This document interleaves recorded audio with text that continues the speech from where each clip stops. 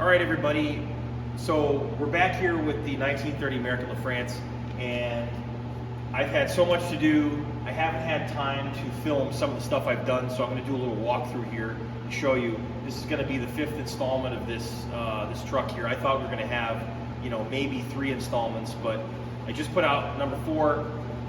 This is going to be number 5, and we've got the truck running. It's been running, but I added a gas tank with a fuel pump, and I thought I had some problems with the marine tank I was using. The engine wasn't getting enough fuel, but it turns out that what really was going on is the valves on the engine were way out of adjustment. The valves had actually sunk into they actually wore into the seats. So we're going to show you taking off the valve plugs on these T-heads on this engine. They're really neat how they do it. It makes it very easy to work on and remove the valves without having to drain the water, without having to take the cylinder head off or any of that stuff. So we're going to show you that. I'm going to show you the fuel tank and all the conversion with that. And what we're going to do, we're going to put it inside the old tank and everything else. Travis from Rhode Customs is going to be making a lid for the fuel tank that we're going to be putting the new fuel tank inside, so it covers it up. A little shout out to Rhode Customs. Check them out on YouTube. And let's get started.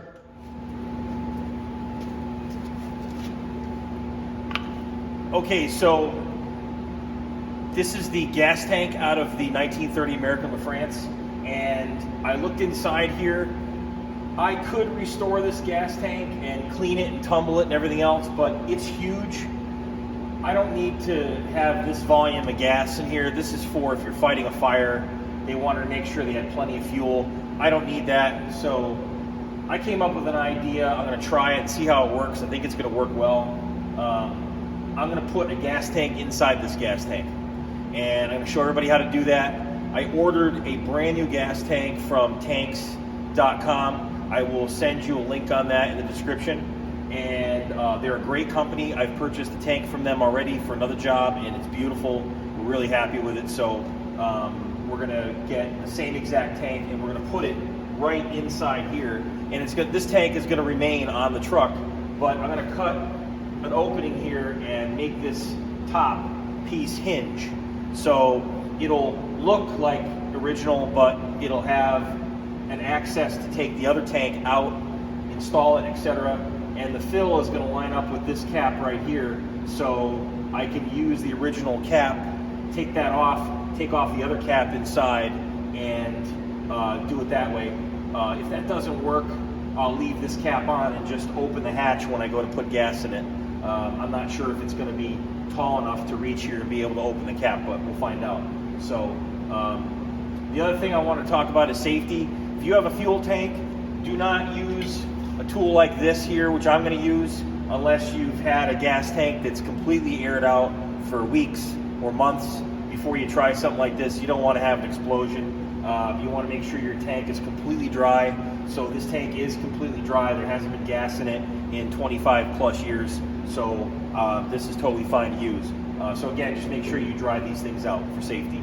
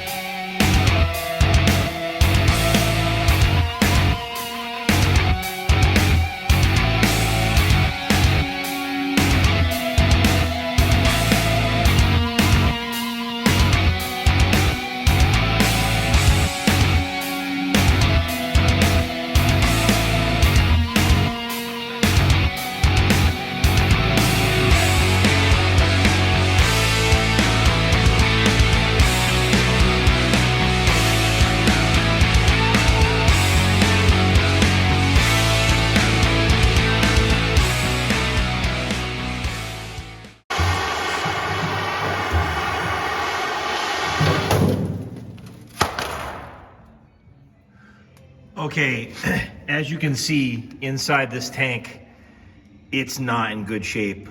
It's restorable, but there's a lot of rust in here, and you can just see the rust just sitting on the side there. It's balls of rust just on the surface of the metal. It's really nasty. So you could redo this tank. In order to redo the tank, you'd have to take this now to the sandblaster, right? And have them sandblast the inside of this tank completely from one end to the other. And then you'd have to TIG weld this top back on the tank.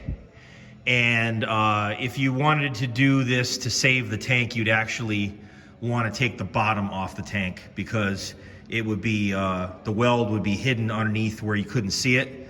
In this case, I had to take the top off because I want the tank that's going to go inside to be accessible from the top, not the bottom. So that's why I did that. But so far, it looks pretty good. This is going to hold the new tank no problem. There's plenty of room in here. I measured already, and this should work out just fine. I'm really glad I'm doing this, because this is the stuff that's coming off of the inside of the gas tank this would be the top of the gas tank. And you know, you can't get inside your fuel tank really to get in there and clean this stuff unless you cut it open and sandblast it. And as you can see, this is really nasty. This is probably a third or more or half the material of the thickness of this tank. It's thick steel. It's probably 16 gauge steel, maybe even 14 gauge steel this thing's made. I think it's 16 gauge, but you know, there's half your fuel tank right there. So you know, it's oftentimes better to, I know this isn't original, and you know, technically if you're restoring this thing, you should really redo this tank, which you could. It's cost effective and easier to put another tank inside it, and you know, paint this thing. I'm gonna get this thing sandblasted on the inside. I'm gonna paint it, protect it. It'll be all nice, and then put the nice new fuel tank inside, and it'll be hidden. I'm gonna make a cover to go over this. Judging by I was gonna use the existing cover on the tank, and you know, the top here as a cover with a hinge. This is so badly corroded and it's falling apart.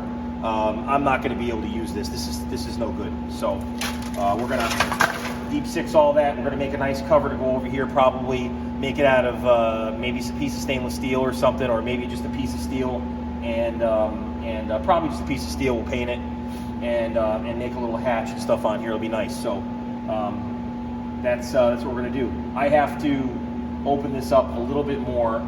This isn't quite wide enough for the gas tank either, so I got to take about an inch on each side, and then it'll fit right in.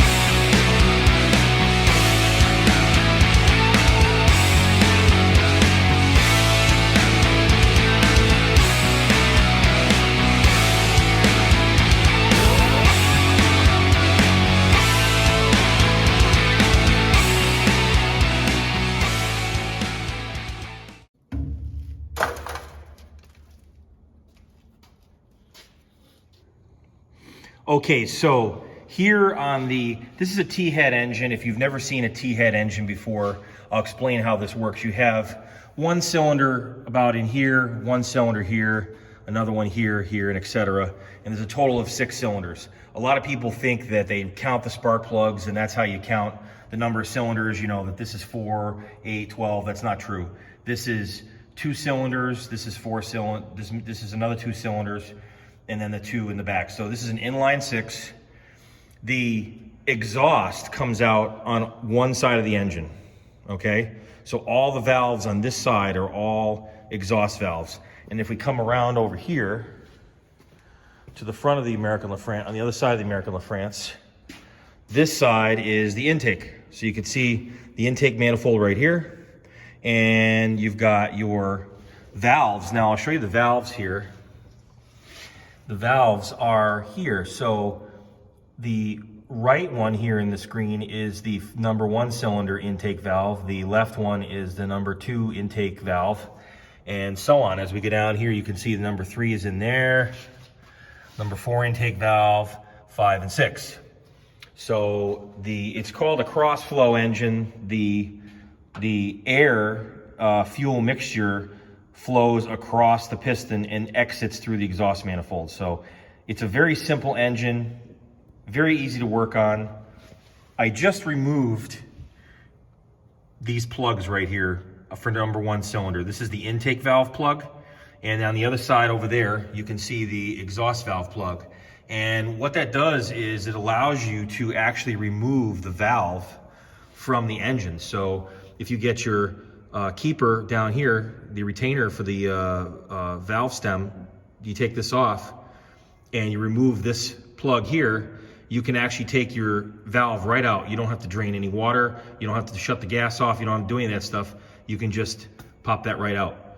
You don't even have to take the spark plug out. I just removed these here, 1 on each cylinder, so that we could turn the engine over. So let's get started taking apart the caps here, or these plugs on cylinder number 2.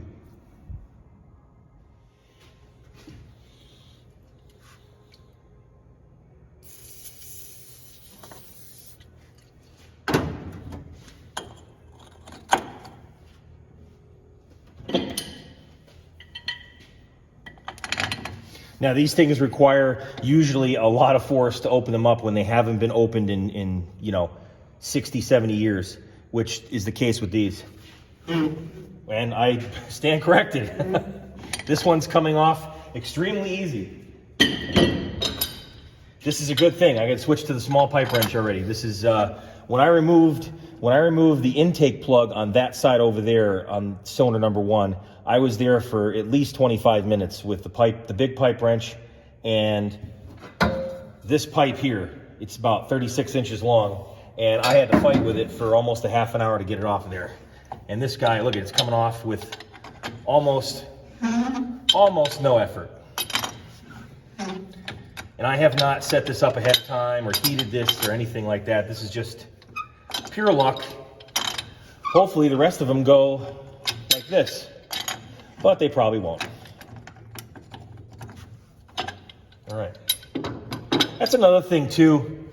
If you're out there and you've never used a pipe wrench before, the pipe wrench works in one direction. It's pretty obvious, but you'll see somebody that's trying to put a pipe wrench on and turn something like this. That's incorrect. The pipe wrench is supposed to grab around like this, and as you grab, it tightens, it binds down on this part binds down on the pipe or whatever you're trying to turn. So if you see somebody turning it the wrong way, you might want to, correct them. They have a very fine thread on this thing. It's about an inch and a quarter tall. It's very strong, overbuilt, high quality. And you can see right here, you can see this fine thread. This thread gets full of carbon from the combustion cycle, and it gets down on these bottom threads here. And when you try to take this thing out, it can actually get jammed. Most of the time they come out not too bad, but sometimes they're really tough. So heat does help with these, but we're just going to keep going with this. Hopefully we get lucky. Okay, so the next thing we're going to do here to take the valve out, we're going to remove this keeper down here on the bottom. There's I don't know if you can see in there or not, but there's a keeper up in there underneath up underneath here on the valve retainer. There's two halves, two half moon pieces up in here, just like a lawnmower, except much bigger. And we're going to take those out, and we're going to use the valve spring tool here. This is the valve spring tool. It's a very large tool. Here's the actuator handle here. And what you do is you put this guy in here on top of the valve, bring this guy around and grab the retainer.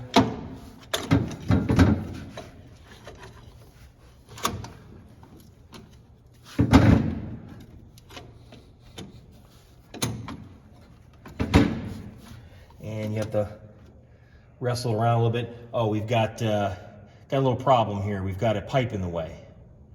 That's going to put a wrench in the works. They put this water return from the water pump. This is the cylinder head water supply line, and it looks like they positioned that just in the wrong place, so you can't get the valve spring tool in here to remove this valve. And probably is the same case for these valves down here, number 3, 4, and 5.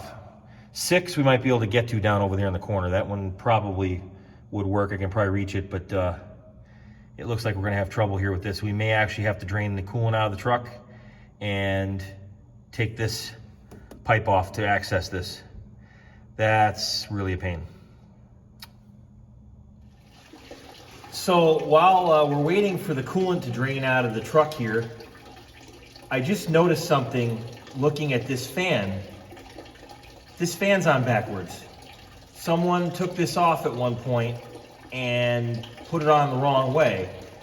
It will sort of work the way it is, but it's not supposed to be this way. It's supposed to be flipped around the other way. So the blade right here, this cutting edge, cuts into the air and pulls it through the radiator. Right now, the cutting edge is not really, it's facing the wrong way. It should be the other side. So I'm gonna turn this thing around.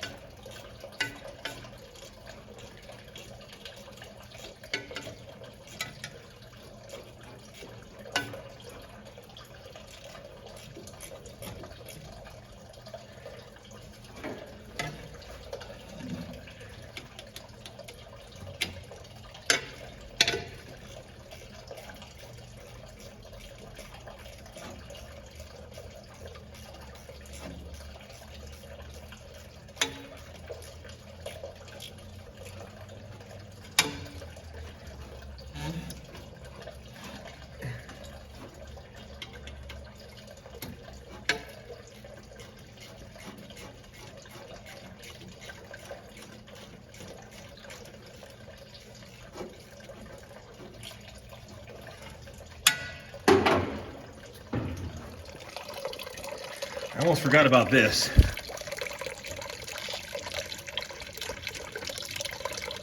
That was really full. There we go.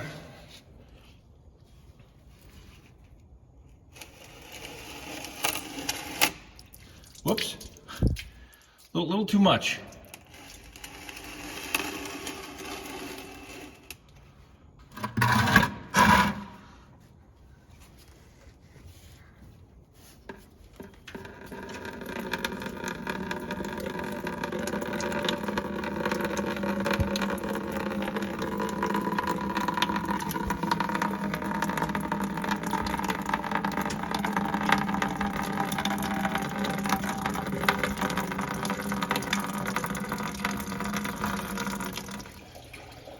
Okay, now that that fan is done, that was just an annoyance to have to do that, but I flipped it around. That's all set. We're gonna start taking the rest of these out.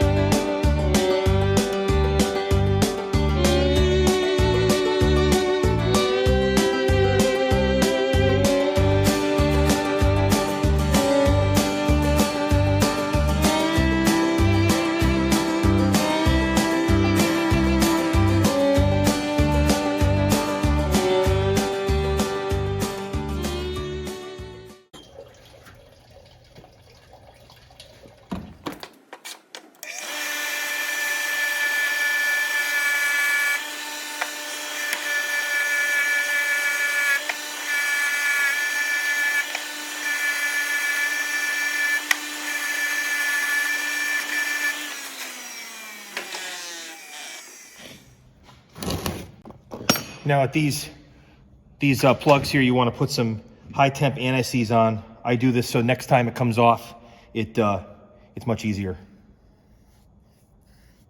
These plugs weren't bad, but I want to take every precaution so next time I can save time.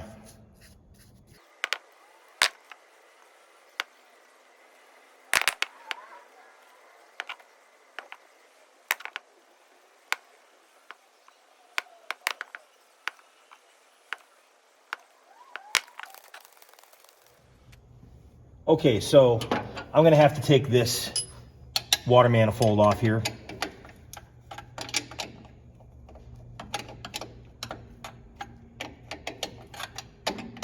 Luckily, I've had this off before, so it's gonna be easier than it was originally.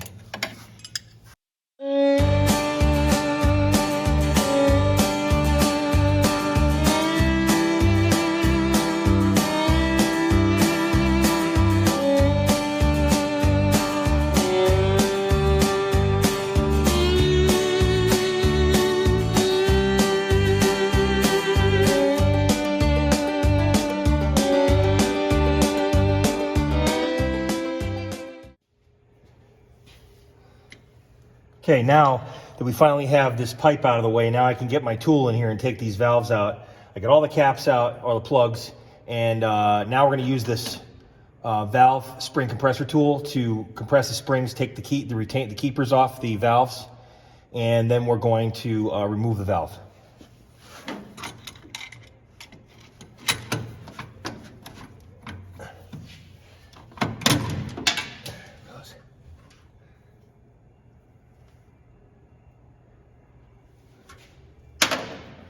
This is what a keeper looks like here for this engine. It's a large, thick, heavy-duty version of what you find in a lawnmower. Let me release this. Take this out. Put a magnet in here.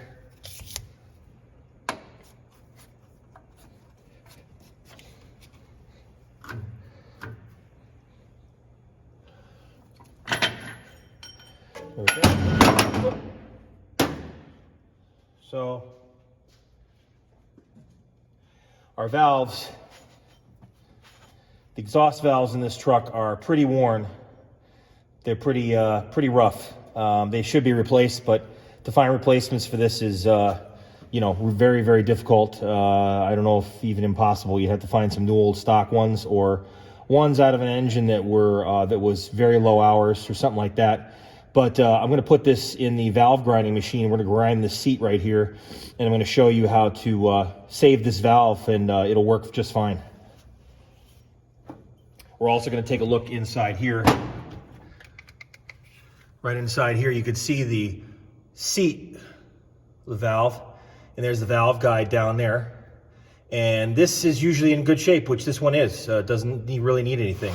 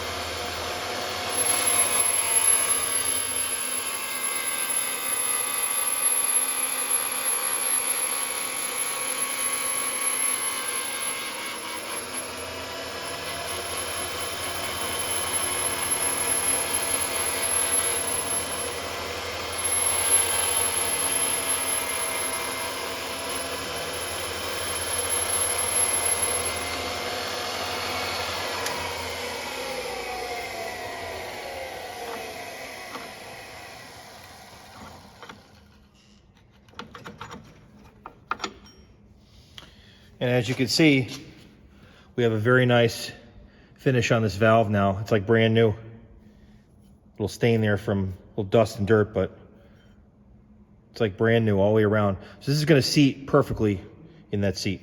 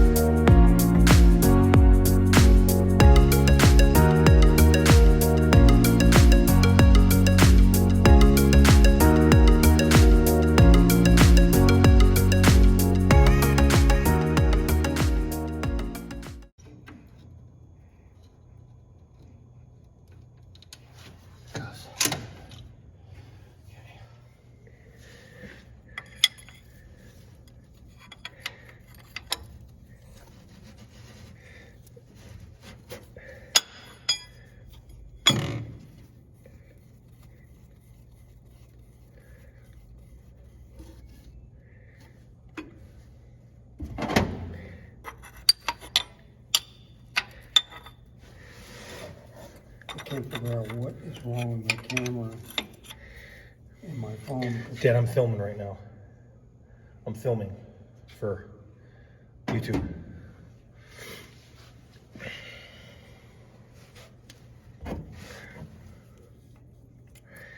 Okay, so we're going to adjust this lifter here just to show. I'm going to do the whole engine. You know, I'm not going to bother filming everything. It takes very time consuming, but what you do is you get this these two flats right here on the lifter itself. You have a wrench on there, and you have to loosen this lock nut here, and then you have to turn this one here to adjust the depth. You can see I can't fit this feeler gauge in here, so there's zero clearance for this, so that's no good. We got to have some clearance in there. So turn that down just a little bit more. That's perfect right there.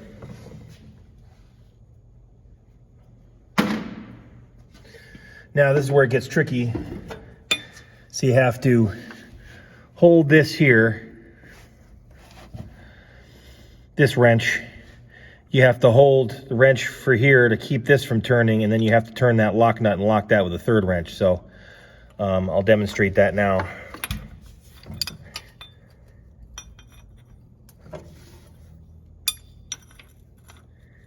You gotta hold these wrenches here, turn this lock nut down with your finger as best you can, and then you get a wrench here and you tighten it up.